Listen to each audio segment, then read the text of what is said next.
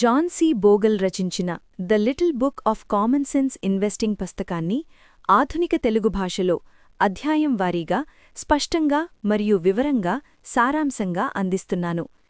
ఈ పుస్తకం ఇండెక్స్ ఇన్వెస్టింగ్కు బైబిల్లా భావించబడుతుంది.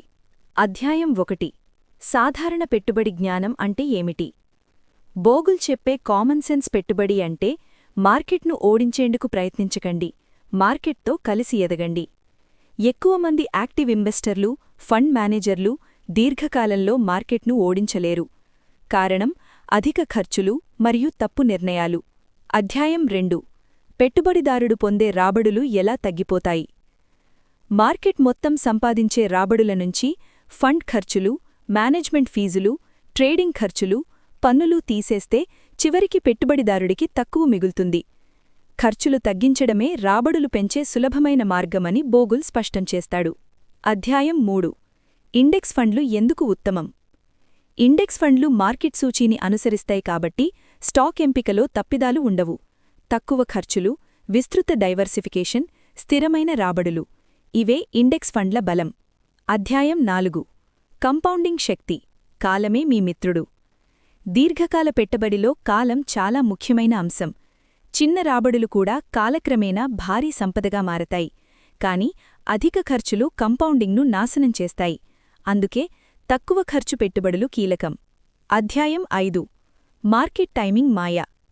ఎప్పుడు కొనాలి, ఎప్పుడు అమ్మాలి అనే ప్రయత్నం ఎక్కువగా విఫలమవుతుంది. మార్కెట్ పతనాలు తప్పవు, కాని మార్కెట్లో ఎక్కువ కాలం ఉండటం, టైమ్ ఇన్ ద మార్కెట్ ముఖ్యము, టైమింగ్ కాదు. అధ్యాయం 6 రిస్క్ అంటే ఏమిటి? రిస్క్ అనేది ధరల ఊగిసలాట మాత్రమే కాదు, లక్ష్యాన్ని చేరుకోలేకపోవడం కూడా. సరైన ఆస్తుల పంపిణీ, యాసెట్ అలొకేషన్ ద్వారా రిస్కును నియంత్రించవచ్చు. అధ్యాయం 7 ఈక్విటీ ప్లస్ బాండ్ సమతుల్యత.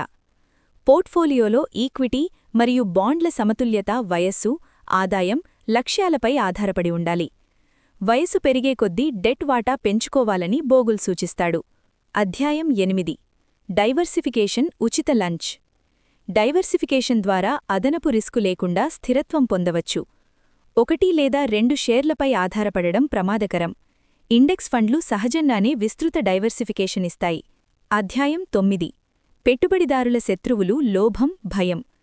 భయం మార్కెట్ పతనాల్లో అమ్మిస్తుంది. లోభం మార్కెట్ ఎగిసినప్పుడు ఆలస్యంగా కొనిస్తుంది. భావోద్వేగ నియంత్రణే విజయానికి కీలకమని బోగుల్ చెబుతాడు. అధ్యాయం 10 యాక్టివ్ మేనేజ్మెంట్ మిత్. గతంలో మంచి రిటర్న్ ఇచ్చిన ఫండ్లు భవిష్యత్తులో కూడా అలాగే ఇస్తాయని హామీ లేదు. చాలా యాక్టివ్ ఫండ్లు దీర్ఘకాలంలో సూచీలను ఓడించలేవు. అధ్యాయం 11 ఇండెక్స్ పెట్టుబడిలో కూడా క్రమశిక్షణ అవసరం. ఇండెక్స్ ఫండ్లు సులభమైనవే, కాని క్రమశిక్షణ లేకపోతే లాభనుండదు. మార్కెట్ పడినప్పుడు కూడా పెట్టుబడి కొనసాగించాలి. అధ్యాయం 12 పెట్టుబడి సిద్ధాంతం వర్సెస్ వాస్తవ జీవితం.